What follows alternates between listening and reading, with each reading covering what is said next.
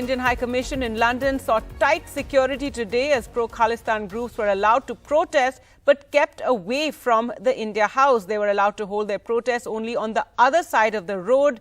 This as in Delhi today, protective barricades were removed from in front of the UK High Commission, seen as a move to express India's displeasure over the incident that took place on Sunday when protesters brought down the tricolour and damaged windows at the Indian High Commission. The protests were sparked by the crackdown on Amritpal Singh in India.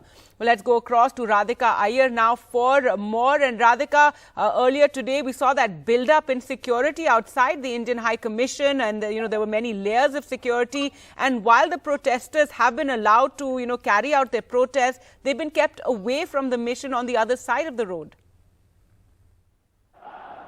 Yes, that's absolutely right, Karki. The protests are still going on, but it's on the other side of the road. It's on the opposite side of the Indian High Commission. And there is a big stream of police personnel, as you can see, who are containing protests on the other side. This, of course, is Aldwych. It's central London. It's the heart of London. It is an area which is extremely significant because many foreign country consultancies as well as embassies are here. But the Indian embassy is right at the beginning. It's right in the front. And as you can see behind me, there is huge police presence. So on my right are the protests on the other side of the road, across the road, which are barricaded. And on this side of the road, to my left, is the Indian High Commission, which has been protected by a human chain of police personnel. And these policemen are in the fluorescent jackets are ones with handcuffs in place. There are liaison officers who are reaching out to people to try and keep tempers down. In fact, even as they protest, I can hear guidelines being issued that you're not supposed to react, asking them to have a peaceful demonstration. This is a democracy, and protests cannot be stopped, which is why there is huge police presence here, even as protests are going on.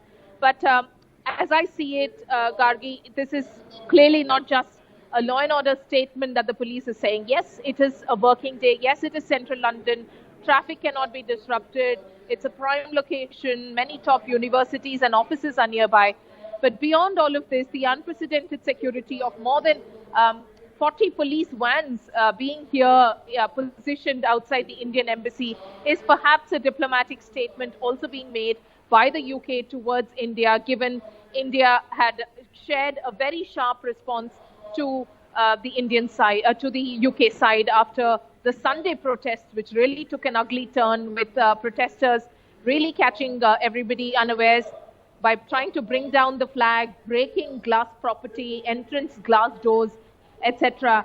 And the investigation, however, has not taken headway, given only one person was arrested following Sunday's vandalism. And even that person, as I believe, is out on bail, according to credible sources.